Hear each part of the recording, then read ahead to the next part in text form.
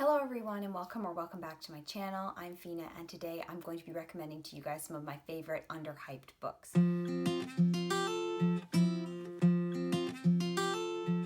For me, an underhyped book is just a book that I don't see a lot of people talking about. I don't really see it being talked about on the internet or in real life. I don't really see a lot of people recommending these books, and it makes me sad because these books are amazing. Maybe they were popular when they first came out, but their popularity has waned, or maybe they were never popular in the first place, but I just feel like these books deserve so much more love and attention than they're getting, and I really hope that this list is helpful for some of you to find some books that are a little bit less well known than some of the bigger, more hyped books that you see around BookTube and the rest of the internet. Let's get into the list. So my first recommendation is actually a book that I haven't finished yet, which is very odd for me. I normally need to finish the entire book for me to be comfortable recommending that particular book, but this book I know I'm going to rate it 5 stars. I know I'm going to love the rest of it because the beginning and the first 100 pages or so is just so amazing, and I know I'm going to love the rest of it. And that book is Howels Moving Castle by Diana Wynne Jones. This book is incredible.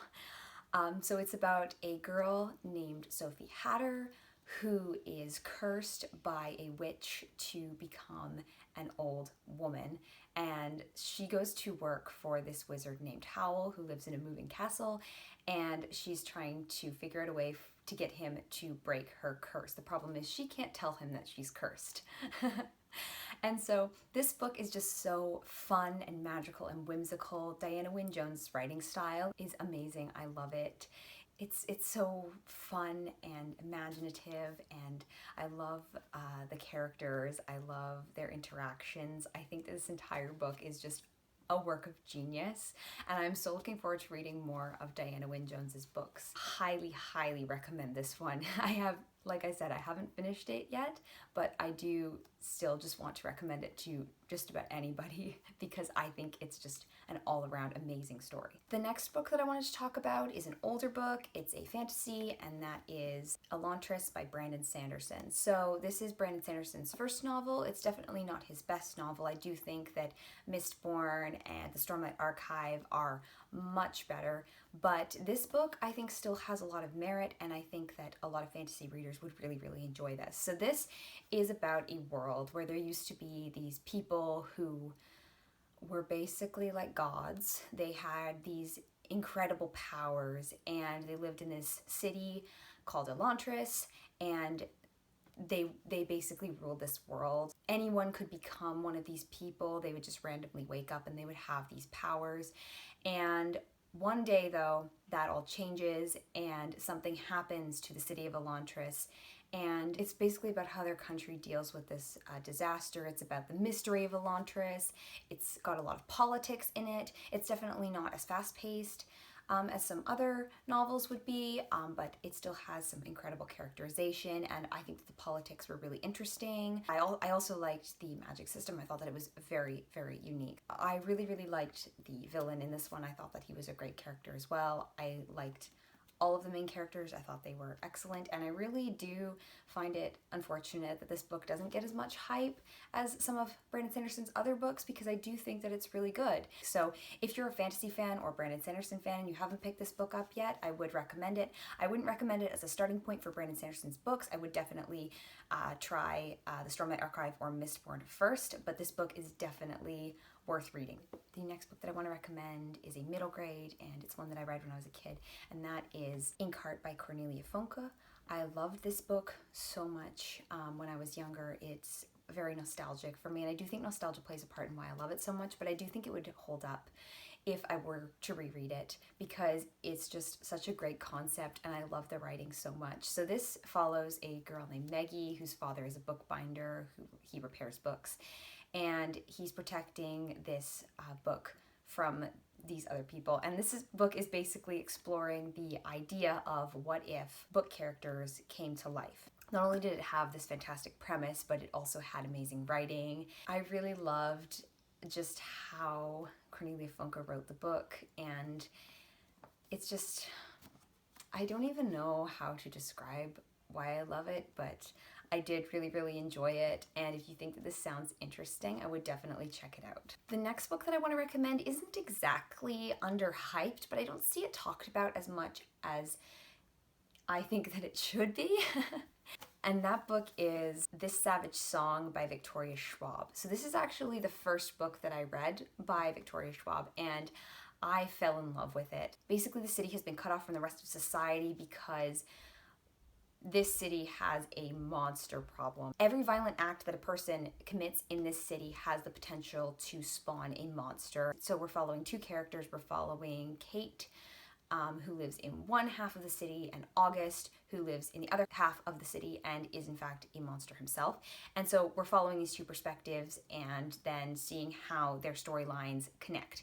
And I just really love this book. The writing, again, is phenomenal. You'll find that a lot of the books on this list, I'll be talking about the writing, because writing for me is a very important part of what makes me enjoy a book. I also really love the characterization. I thought that the characters were phenomenal, and I love the character arcs and their growth and their friendship. This is actually one of the few YA books that I've read where there is a male character and a female character who interact for most of the book, and there is no romance that comes out of that, which I think is very refreshing, because you don't see that a lot. And I really liked that this book broke the mold of the classic YA trope where if there's a girl and there's a boy in the same story, they're going to fall in love. And so I did really like that this book broke that trope, and I just really loved everything about this. It's very fast paced. It's got some tense moments. I just think it's amazing, and this introduced me to all of Victoria Schwab's other books, which are also phenomenal, but this one will hold a special place in my heart because it was the first one that I read. I do highly recommend this one if you haven't picked it up yet. The next book that I want to talk about is also a Brandon Sanderson book, and that is The Arithmetist. So this book is middle grade or young adult. I've seen people classify it as both. It's more on the younger side of young adult if it is young adult, but I think that it's brilliant. So it follows Joel, who is a boy who lives at this college, and he wants to become a arithmetist, who are basically the wizards of this world. And this is set in an alternate history, United States of America, where the USA is an archipelago, and there's this murder mystery going on where students are disappearing from the college, and it's Joel and his professor and a girl named Melody are trying to figure out what's going on with these disappearances. I really love this book. I think it's great. The magic system really stands out to me in this one. The concept of chalk drawing and mathematics being the basis of the magic system was just a really neat idea to me, and I really liked how it was executed in the book. I loved how a lot of the circles and lines and things that they were using in the book were actually illustrated inside the physical copy of the book, and I liked that a lot. I thought the characters were okay. They're not ones that stand out to me, especially when I'm thinking about other Brandon Sanderson characters. Like, I think of the characters in the Stormlight Archive and the characters in Mistborn, and I remember them and I love them. But the characters in The Arithmetist don't stand out to me as much, but I do feel like they were solid characters. I really enjoyed it. Just a warning though, this book was supposed to be the first book in a series, and the series has not been continued. So there is a cliffhanger at the end of book one that is not resolved as of yet.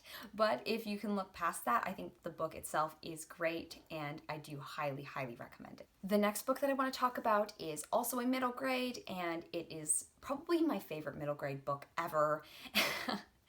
And I don't see this talked about at all, and I find that is so sad, because I absolutely adore this story, and that is Sweep, the Story of a Girl and Her Monster by Jonathan Auxier. Actually, all of Jonathan Auxier's books are incredible, but this one I just wanted to put a spotlight on, especially because it's my favorite. This book follows Nan Sparrow, who's a chimney sweep, and one day she gets trapped in a chimney fire, and she's rescued by this strange creature. And the book progresses from there. I really love this story. I love that Jonathan Auxier can write in a way that appeals to everyone. His books don't just appeal to children, they will appeal to teenagers, they will appeal to adults, and I really appreciate that. It's almost like the Chronicles of Narnia, where, you know, you can read it at any age and it will still mean something to you. You can still enjoy it at any age, and I think that that's something that really makes his book stand out for me. I read this book when I was 18 and I adored it. I thought that it was amazing, and I highly recommend this. Jonathan Oxtear writes incredibly well. His character development is amazing. I will give a warning though.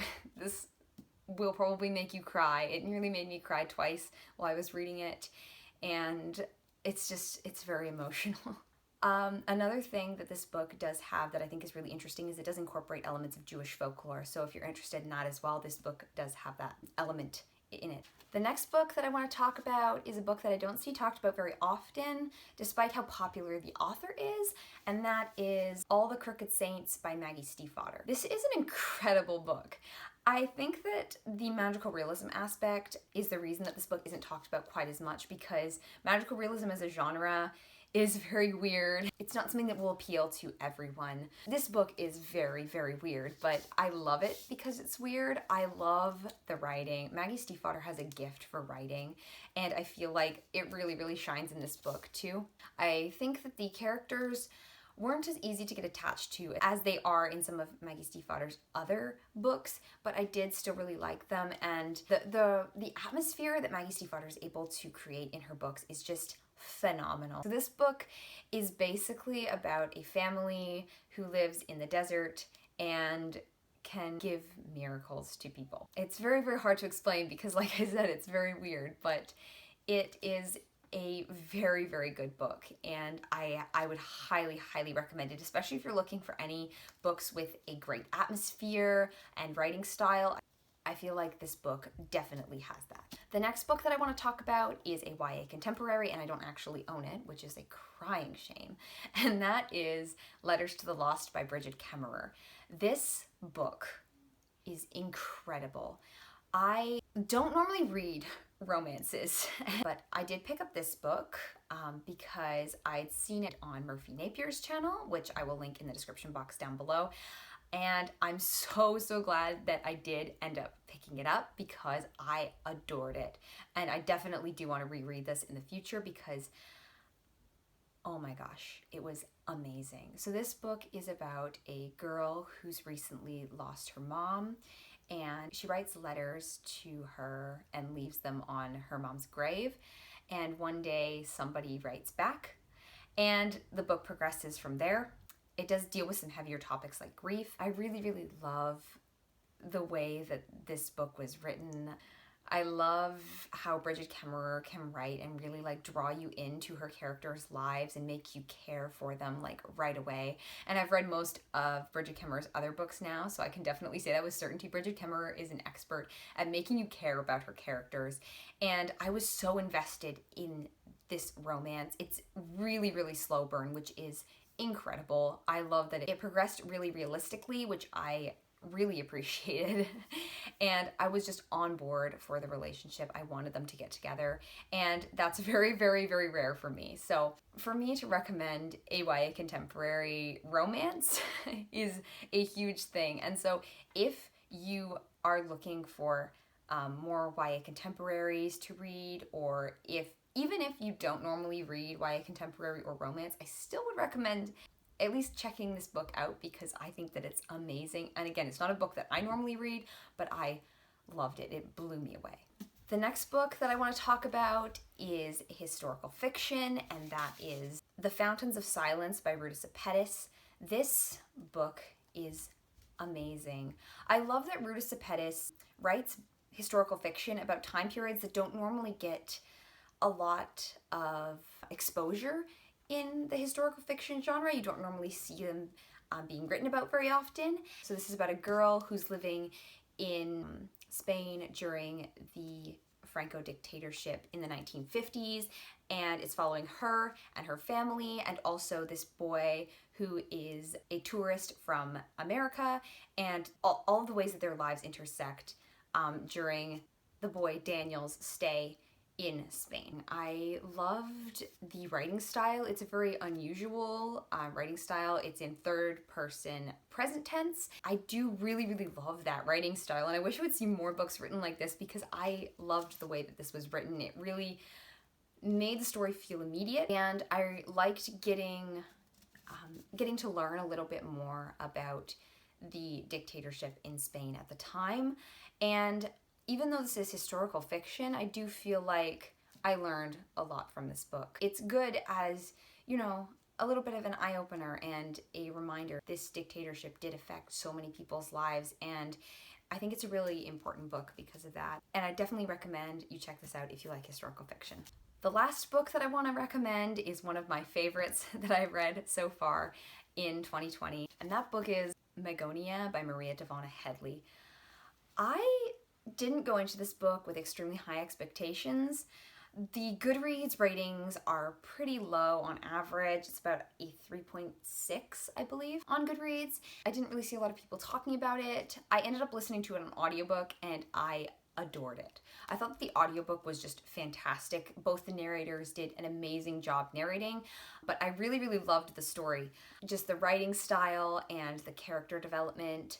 But the thing that I loved most about this book was just how it didn't try to be like any other YA fantasy. It was very original. It was like nothing I'd ever read about before.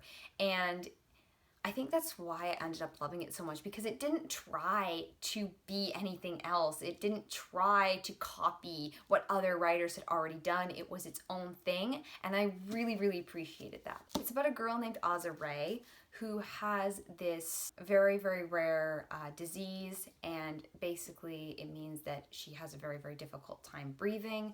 And one day she sees a ship in the sky outside of her classroom window, and weird things start happening to her after that. She gets introduced to this brand new world that she had no idea about. It's so weird, and I love it. I just ended up really, really loving this book. I would highly recommend listening to it on audio. Like I said, the narrators do a fantastic job, and it's not an extremely long book, so I do highly, highly recommend checking this out because I think that it's just amazing. Alright guys, so that was all the books that I have for you today. Have you read any of these books? And if so, what did you think of them? What's your favorite underhyped book recommendation? Please let me know in the comments down below. If you like this video, please be sure to give it a like and subscribe if you'd like to see more of my content. I post videos every Monday. I will see you guys again very soon. Bye.